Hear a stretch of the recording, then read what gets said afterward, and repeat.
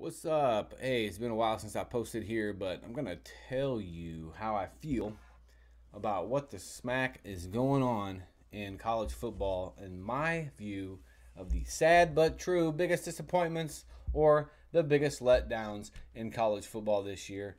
First of all, let me just say that it's teams and coaches, right? It's not just the teams, but it's teams and coaches. All right, first biggest letdown, we're going to skip through this one, is Army Black Knights. They had a much better year the last few years, and unfortunately, I think the hype got to them. Army just doesn't have the program uh, for sustainability, so to speak, to be dominant. But they're 5-7. Probably won't even be in a bowl game. They're a top 25 team.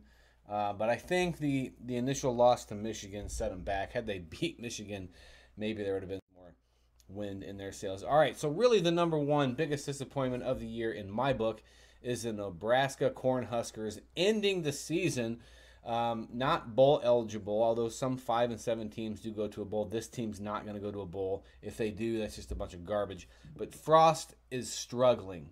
Scott Frost, this is his multiple year now of being sub 500 coming from a quote unquote national championship UCF. I don't know what is going on there, but he's not happy, and he can't be happy in the situation he's in. So Nebraska, I tried to tell you at the beginning of the season that you're just not that good, and all the hype from everybody was just way too much, and the letdown was just even worse because of that. So Cornhusker fans, I feel your pain, even though you wanted to be 12-0. It didn't friggin' happen. I'm now deeming Nebraska Cornhuskers as Iowa West because Iowa is always overhyped and they're never really that good. The second biggest letdown, again, comes from the Big Ten. Northwestern, man.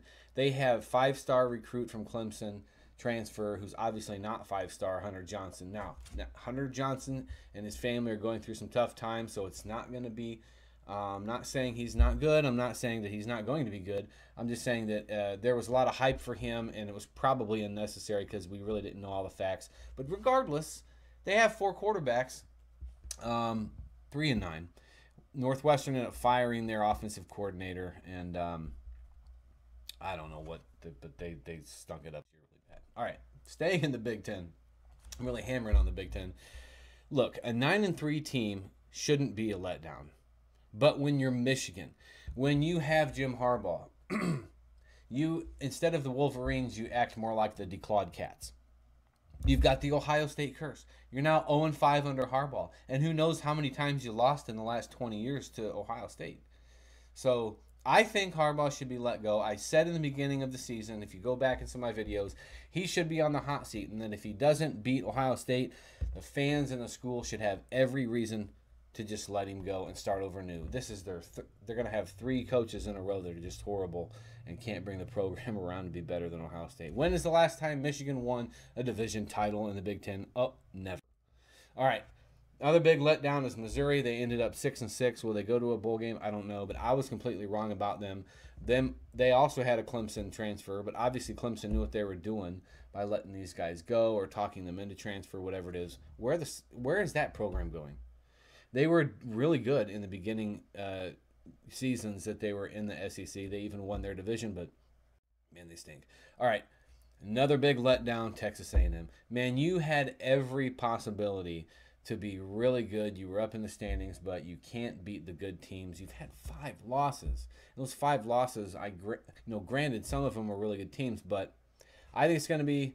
It's not the Tigers, by the way. That's a typo. It's the Aggies, but.